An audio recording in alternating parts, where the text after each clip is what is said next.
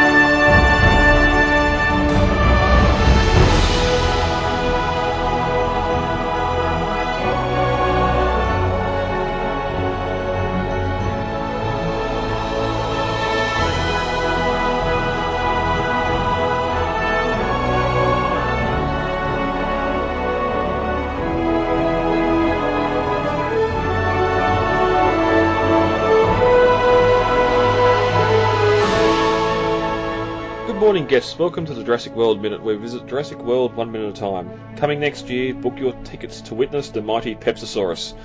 I'm Brad. I'm Dave. And on this minute, we're looking at minute 13 of Jurassic World. We're going to talk about that in a minute. Find out what the hell a pepsisaurus is even going to look like. But David, before we get to that, let's go over to Jurassic-Pedia.com. We have an article up here for Vivian Krill.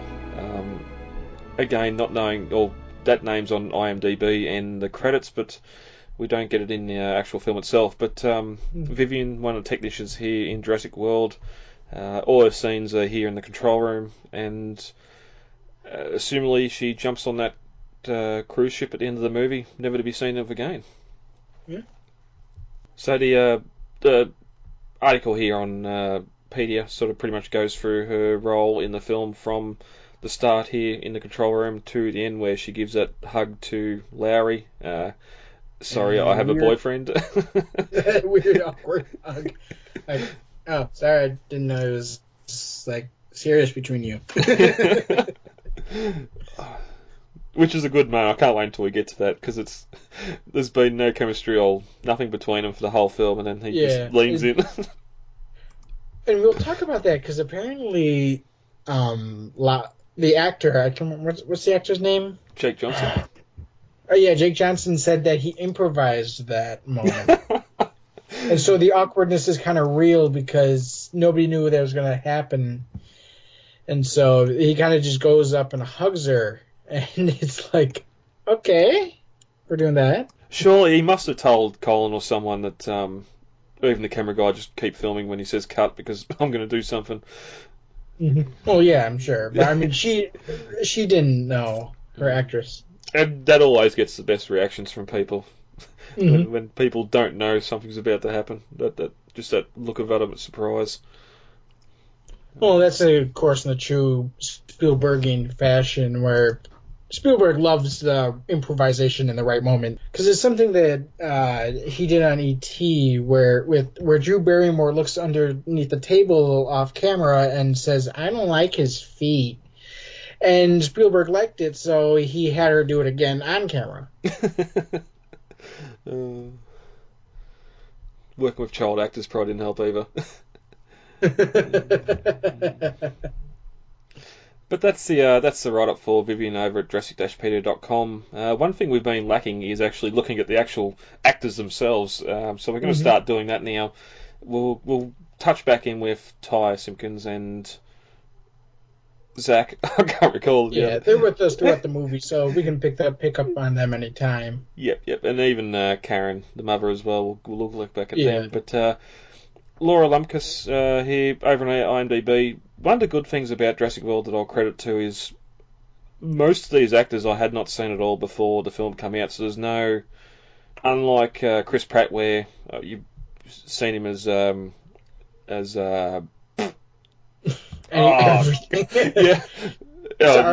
Yeah, Star-Lord. That's the one. That Parks and Rec and all that sort of stuff, like trying to distance, and even at the time, I don't know if it was pre-Jurassic World or post-Jurassic World. There was the fan art going around of him dressed up in the fedora and leather jacket, and the campaign for him to be the next Indy was happening as well. But Laura Lundquist is someone that I did not know before, and really post Jurassic World, I haven't seen any of the stuff she's been in. Yeah, I've not seen her in anything actually prior to this or after even. No, I mean, not like quite like Jake Johnson, where I've seen him in a couple things before Jurassic World, but not really a real known actor, I'd call him.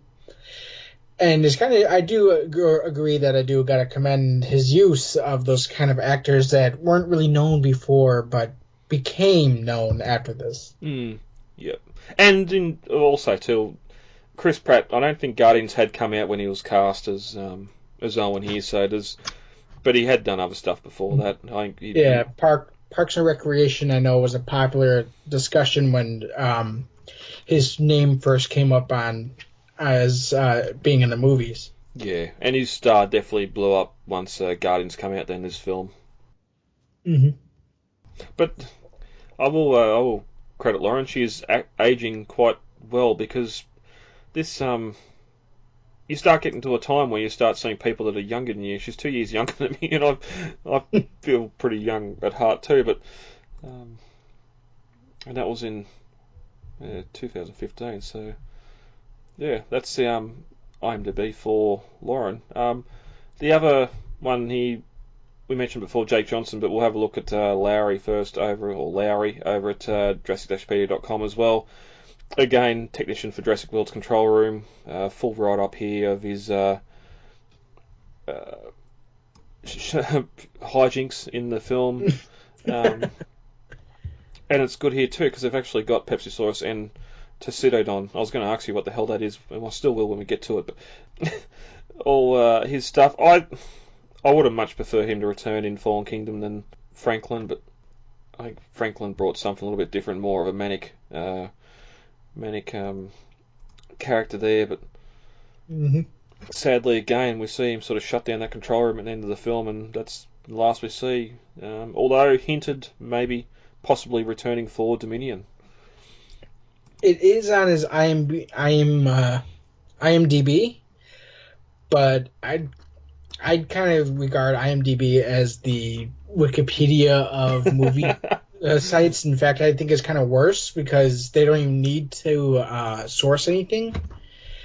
And so I like, for example, on Joe Mazzello's page, he's been he's been slated to appear in Dominion on again and off again. People keep adding it in, and then people keep taking it out, and it's just like whenever you so happen to land on the page, it's there or not, you know.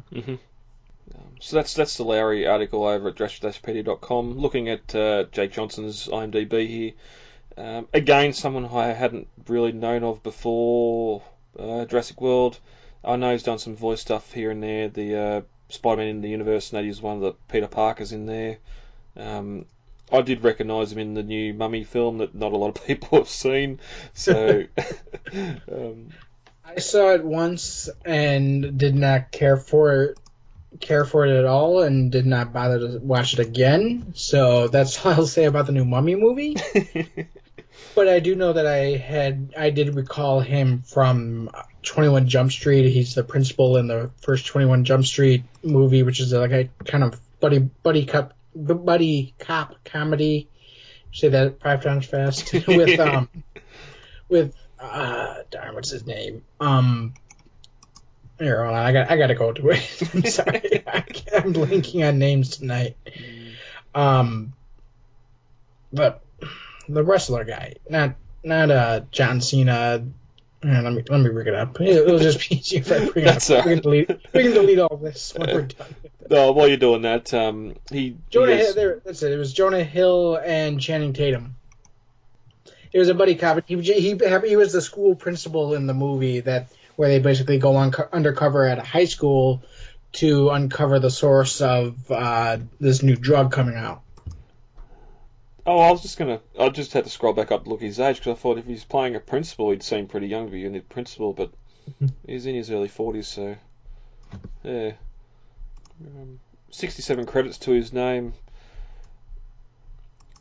Again, seeing some stuff here that's familiar. Most of it's post Jurassic World. I do love how he and Vivian do return for voices in the Indominus Rex Escape, the Jurassic World Lego stuff. I always appreciate seeing people reprising their roles for an animated role, and then in the studio not just cheaping out and finding a B-list actor to kind of fill in who sounds vaguely like him, but you just know it's not him. Yeah, yep. But that's Lowry / Jake Johnson. Why are the West Plains closed? Another packy roaming outside his zone, but he's fully sedated and ready for relocation. pepsisaurus, Tostito. Security said the invisible fences were a no-fail. That is the second time this month.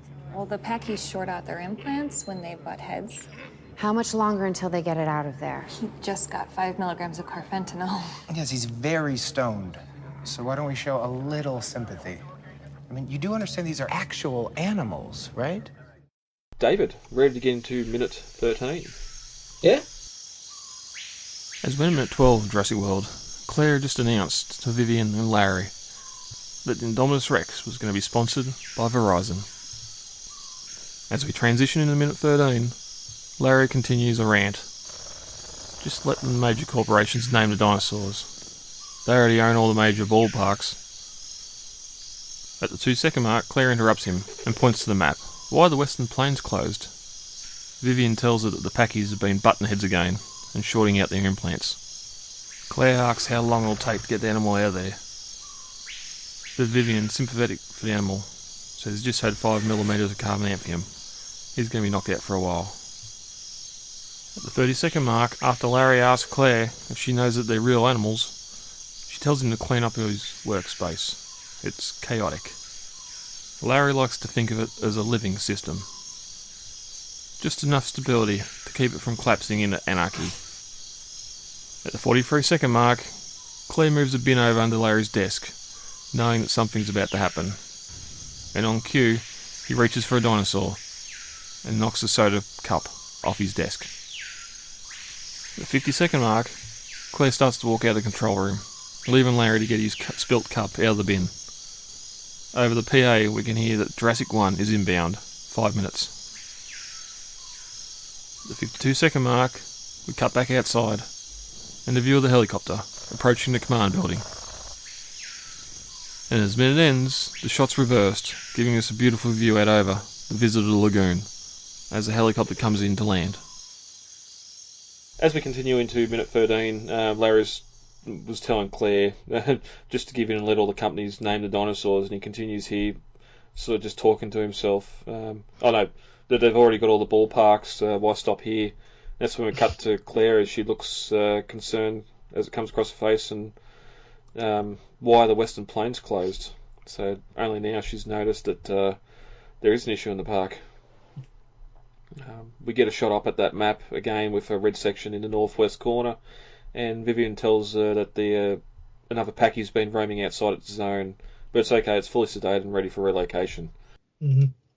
And something going on here on the screen here that I never particularly liked is that it's incredibly blue. And so I kind of took it upon myself to go and edit a screenshot of the Pachycephalosaurus here and into kind of more quote-unquote normal colors, because it kind of bleaches out a lot of the detail, but you can actually see it in the color it's supposed to be seen in. And it is the Lost World Pachycephalosaurus, but it's just big. Bigger. Mm-hmm. I'm not even sure if it's supposed to be that size. I mean, I know that Pachycephalosaurus was bigger than the juveniles we see running around in the Lost World, but at the same time, I mean, this one seems excessive even for fossil record standards. Yeah. It's sort of, we mentioned it back when we first seen this map, like just the fact that everything is in that weird blues and whites. There's no definition in colour at all. And interestingly enough, I tweeted it out and then got a lot of traction on that with Twitter. Nice. I sort of wonder here too why Claire's Claire seems upset, or if it's more so because the area's closed, or if there's been incidents before with the packies, because Vivian adds that it's fine, the animal's safe, and yeah, so I wonder if there's been any incidents with the packies, or if they've just been fighting each other.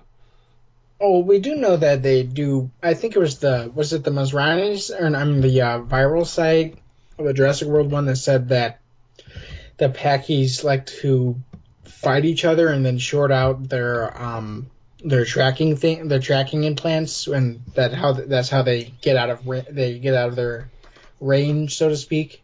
Yeah, well, Vivian says that in a minute, so All right. we can talk about all that when we get there. But that's when we cut back to Larry, who's running off possible new dinosaur names, and we get the pepsisaurus and the. You can say it because I can't. What's the other one? Tostitodon? Yeah, what's that reference to? Tostitos are a brand of corn chips here in the United States. They're owned by Doritos, and who is in turn owned by Frito-Lay company. And they're basically just corn chips that are popular at parties with cheese dips and stuff like that. Well, there's a second name that's been just modified a little bit. We had Verizon when I thought it was Horizon, but play on words there, and now I've got Totitos and one is called Doritodon. Anyway. Well, it's interesting because I know that Doritos did do a what was it? It was a why am I blanking on this tonight? Well, I'm sorry. I've been one. up for a couple hours, almost 18 hours now, 15 hours. But yeah, it's they did a foodstuffs with Doritos, and there's a bunch of weird kind of flavors that they did with Fallen Kingdom. Mm. I collected some of those packets. Because, yeah, surprisingly we got some of those Doritos here as well. But, yeah, we sort of cut back to Claire, who seems angry. Says, security said the invisible fences were a no-fail. That's the second time this month. We don't really see much of the invisible fence program they've got running here, but obviously they've got stuff set up in the valley we're going to see later with the gyrosphere and that. Invisible fences to keep some of the...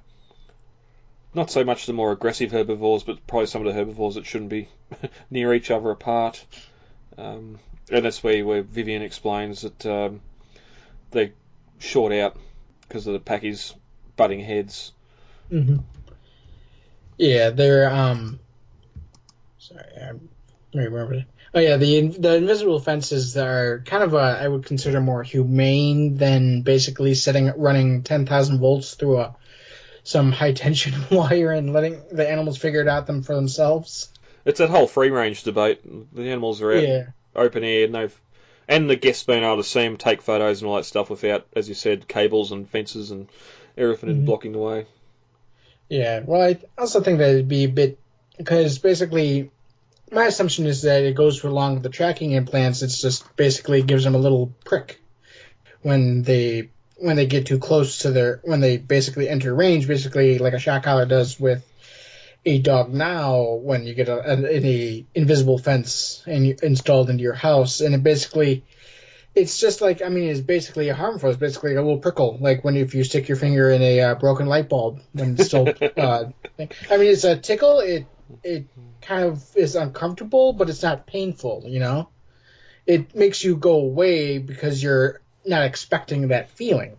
And you just learn that because that feeling is uncomfortable, not to do it again. That's happened to me a couple of times. What's that? That's happened to me a couple of times. Yeah, same.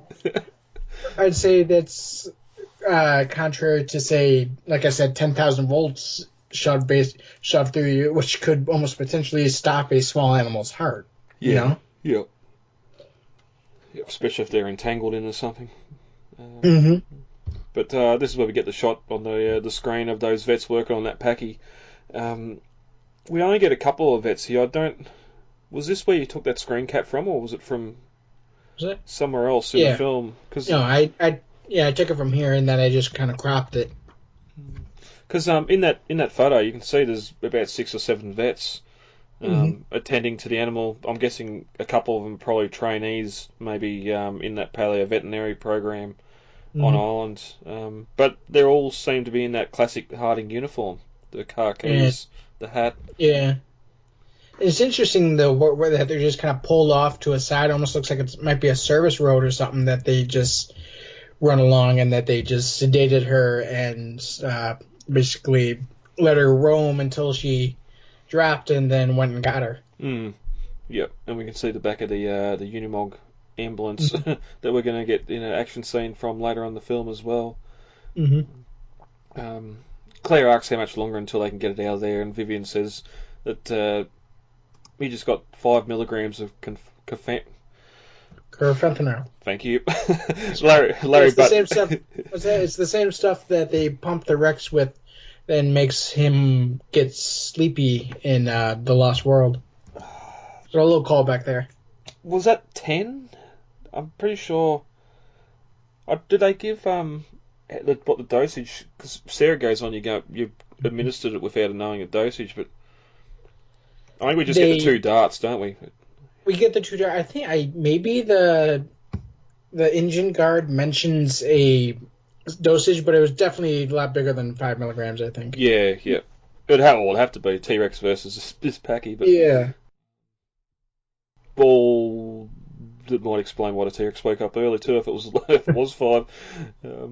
But Larry butts in and says he's very stoned, so we'll show a little bit of sympathy. Interesting, they both mention he, so this is probably our first instance in the film that we do have males on the island as well as females. Well, that's interesting because I do know that that the Jurassic World viral site did mention that there was both male and female animals in the park, and that they did a kind of limited breeding program with them. In fact, I think there's even mention that there were male tyrannosaurs in the park as well, and that they often mistook Rexy's mating call and tried to basically ram their cage to get to her. But we never actually see the males in the movie. I mean, we never actually see any kind of sexual dimorphism going on between any of the animals except for the Pteranodon, where the females have a shorter crest. Yeah, and it's sort of the whole viral marketing. I do recall Colin said at one stage that all the animals have been sterilised, and that's their population security and that sort of stuff. Although that changed again, I think that what was blamed for the change was that we're just not in control, and they've still found a way to do it. So life found a way. But the other thing is that, remember in the first novel, Ray Arnold explains that they simply call some of their animals male just because they kind of explain it as like, I can't even remember how they explain it, but it's like they just call them male because they're just used to calling them that, and so Rexy, she becomes a he a lot. Yep.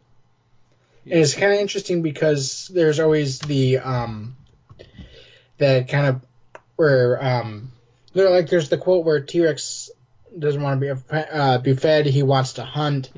That Grant says, and then people always say, "Oh no, she's a she." I'm like, well, just lay off, guys. They call him a he in the novel, so I'm gonna really get bent out of shape about it. Yeah. Well, that's the thing. We get the whole naming convention. Nick carrying the baby. He's got a broken leg. Let's get him in the car. Muldoon, clever girl. It's all over the place. And remember, you brought that up, the baby T-Rex, how they refer to him as both genders, and it's it's just a case of who prefers which gender, because they've never seen a T-Rex before. They don't know what a male versus a female looks like, and I think we even talked about that during the Lost World Minute. Well, no one's going around looking under the dinosaur skirts. So, yeah.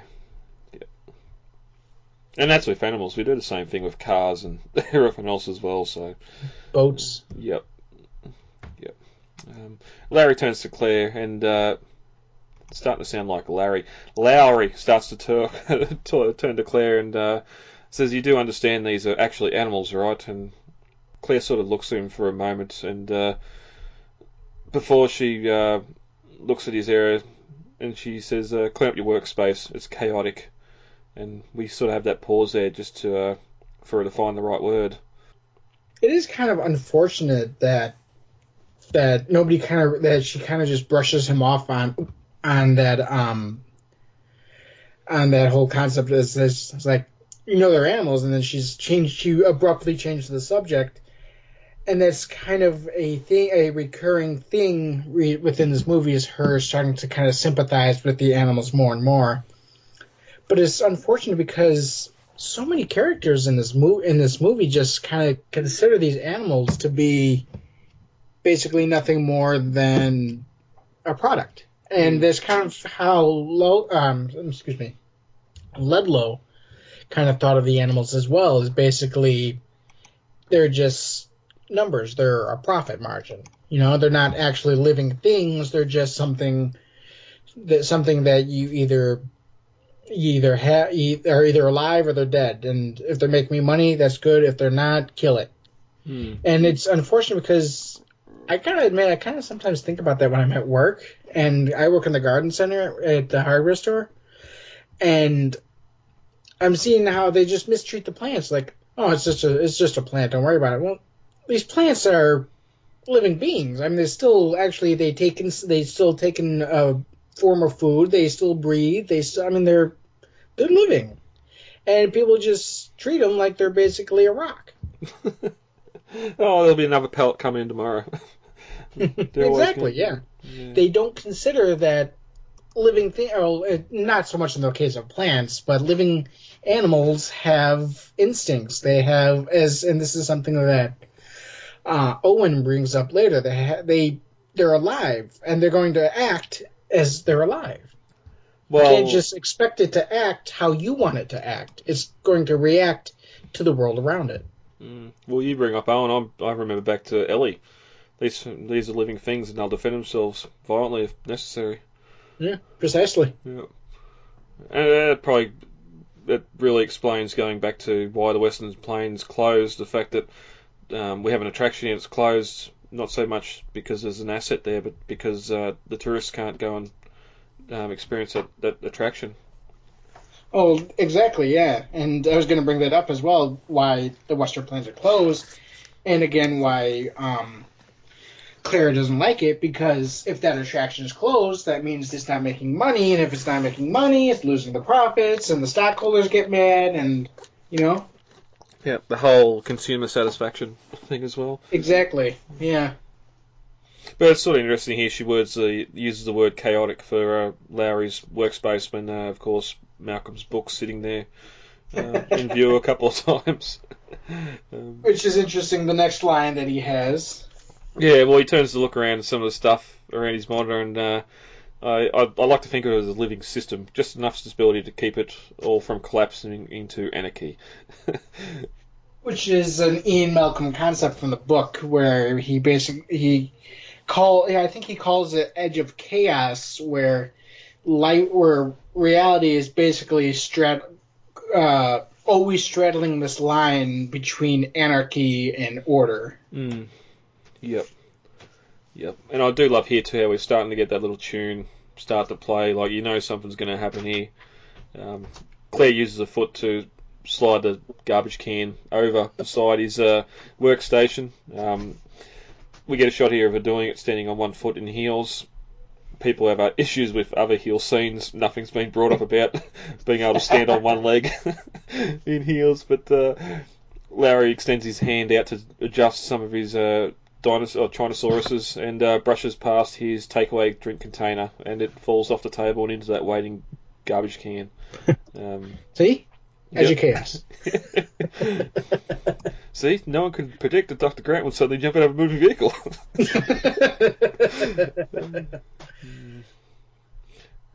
But he reaches in and pulls it out, and that's when he looks up to see Claire's walking away. She's made a point, and sort of put him back in his spot here. And as we cut to Claire walking through the control room, once again, see that big map, we get a voice over the PA speakers, inbound chopper Jurassic 1 ETA 5 minutes, which is what she would have had on her mobile phone earlier, and that's why she went to the control room. But As she leaves the control room, we can see the map again, and the storm that we seen earlier now looks like a hurricane, the size of the island. I don't know, there's some graphics going on there. I don't know what they were doing, but well, I think that it's kind of a and please don't get mad at me, internet GIF, whichever you want to call it. But yeah, I think it's a moving image that shows the storm getting progressively bigger throughout the scene, and it just kind of loops back and forth of the storm as it is approaching the island, which of course we never actually get to see.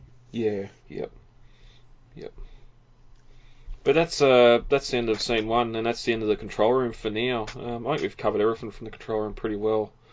Yeah. As she walks off, you do see just how big this place is. A lot more workstations here and multi-leveled as well. Mm-hmm. But that's when we cut to a wide shot of a helicopter approaching the command building.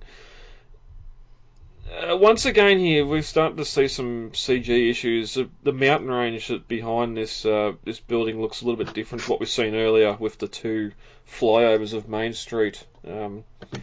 Definitely in the trees. I went back when we fly over Main Street both times. There's a fairly large clearing off to the side where here it's pretty much surrounded by forest. Yeah, well, it's interesting because throughout this kind of shot, I guess you'd call it, throughout the movie, you kind of get this shot here where, and we see it again when Rexy is climbing up the hill and onto the helipad of it's all trees, whereas the wide shots show that it's kind of more open plains. And again, even the mountains themselves look kind of different, but they're more detailed, and they're kind of got this cut-in look to them that almost looks like a scraper went and scraped up the side and left indents of the teeth. Yeah.